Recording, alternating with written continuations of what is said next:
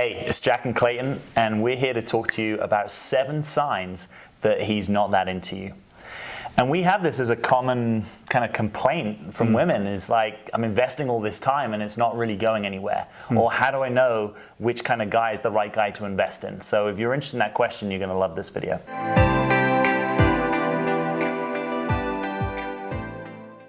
So do you want to open us up? Yeah. So the first point is that he won't connect with you more than twice a week. And I'm not talking about text messages, but we're talking about actually deep conversations or actually seeing you more than twice a week. Long distance relationships is a different story.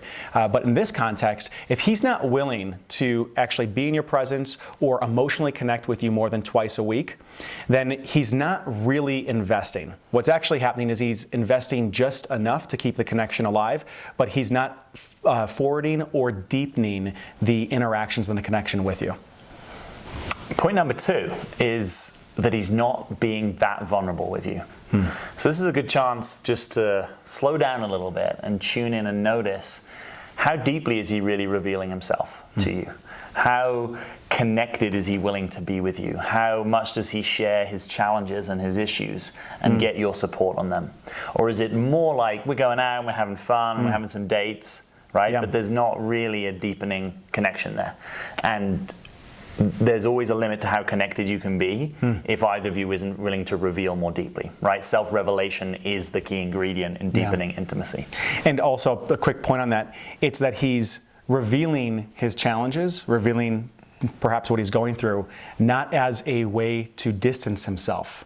Right? Saying, oh, yeah, I'm going through all these challenges, therefore I can't give you enough time. Or using it as an excuse or some type of way to deflect intimacy, but rather he's sharing his challenges to create intimacy, to create connection with you. Yeah, I like that. Yeah. And so the third point is that he won't introduce you to his friends. So you've been seeing him for a while, maybe it's been a couple months now, yet you don't really know who he hangs out with. So there is something to just note, have your antenna go up. If he's not bringing you into his life and introducing you to his friends, it's probably not that serious, or he doesn't actually see you as somebody that is worthy of introducing to his friends. And it might not necessarily have to do with you, but it's because that he doesn't see a future vision with you, where getting you tied up with his friends is something that is comfortable or even accessible for him right now. Yeah, maybe that's just not the sort of natural flow of the way that you two relate for whatever reason, right? So it may not be that he's sort of being deceptive and like, oh, I'm kind of keeping you quiet and not introducing me to my friends. It may just be, that's not really what feels like I want to do with you. And if that's true, you want to know about that, and then you get to choose, do I want to be in that kind of relationship? Yeah. So point 4 is about dimensions of relating with a man, and you might know that he's just not the one for you if you really have what we're calling one-dimensional relating.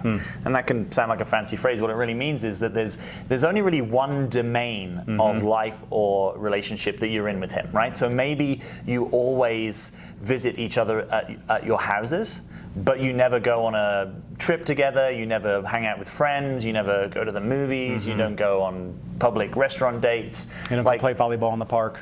Right, so there's this kind of restriction or box, whether it's been named or not, and that's really the box that you guys are playing in. And we're not making that wrong.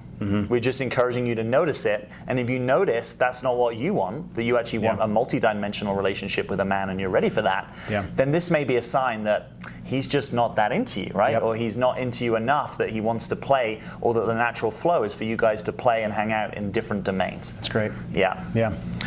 Now this next point, point 5, this might seem incredibly obvious for some, and for some, maybe not.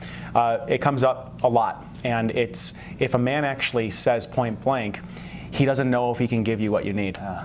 Or I've had women tell me before, he says he feels like a wild animal, or that he's not in a point in his life where he can really give me the attention that I want. I think that some people can get it in their mind that it's just a matter of waiting around for him, or perhaps convincing him of your value, or that he's going to change his mind if he just sees how much you care about him and how much of a support you can really be. And 9 times out of 10, I would actually say probably 99 out of 100, you're not going to change him, because as Jack alluded to earlier, he is in a certain stage of his own masculine development, and if he is able to articulate that he is not ready for a relationship or he's not ready to meet you where you want to be met, believe him. Believe him, because he's just not that into you, or he's just not available for what it is that you're wanting. Yes.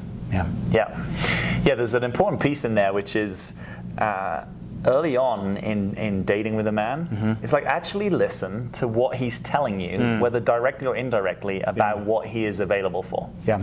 And most men actually, as long as they don't feel too judged or threatened, they will reveal that. Yes. Right? When they're kind of making it clear that they're not that available, that's probably the truth.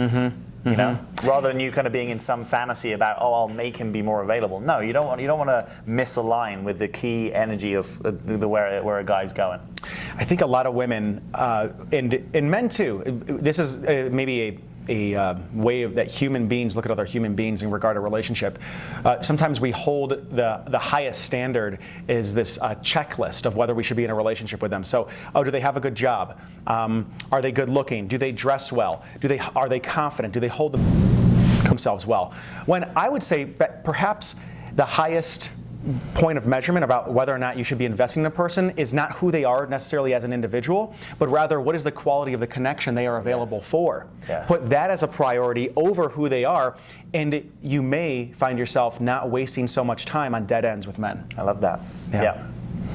All right, so in at 6, we have he's not including you in his plans. So this is another way that you might notice that he's not into you, is that he's not really furthering plans with you in the future, right? That's so maybe he's talking about some work due that's going to happen, and he's not talking about you coming with him, you know, or he's not talking about, hey, what do we want to do next month? He's talking about what he wants to do next month. Maybe he's got plans to travel, and they're not co-plans. And again, none of this is about making him wrong. It's about you, right? It's about what do you want, and are you getting it? And you actually being sober. This doesn't sound super sexy sometimes, right? But you being sober, if this guy's not really willing to make plans with me, and we've been hanging out for a long time, he's probably not willing to make plans with me. Yeah. And do you want to be in a relationship with a guy that's not willing to make plans with you? Yeah. Right? Yeah. Good point. So, lastly, number 7, you feel like you are subtly chasing him, or you feel like you are constantly initiating. And if that is the dynamic where you are consistently initiating, look, if he's into you, you will know it. He will typically step forward, and there will be initiation on his part that is more than twice a week.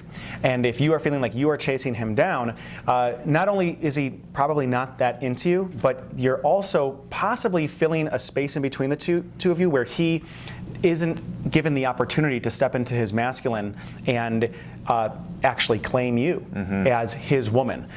We have some other videos where we talk about that actually, and in fact, it seems like it dovetails nicely into our next point, which is we've got a webinar coming up. We have.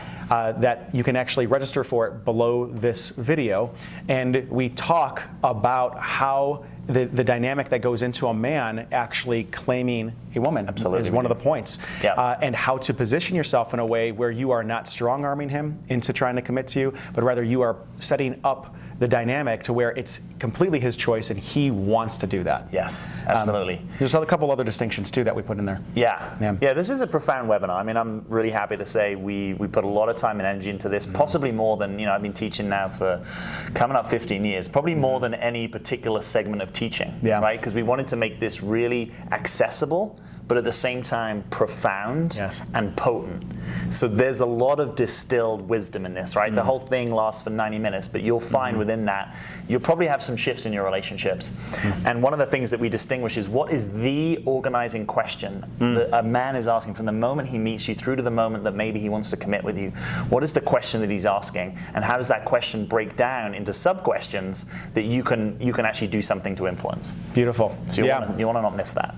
So if you want to register, click the link below this video right now. All you have to do is enter in your email, pick a time that works for you, and we will see you on the webinar. We're really excited about it. We'll see you there.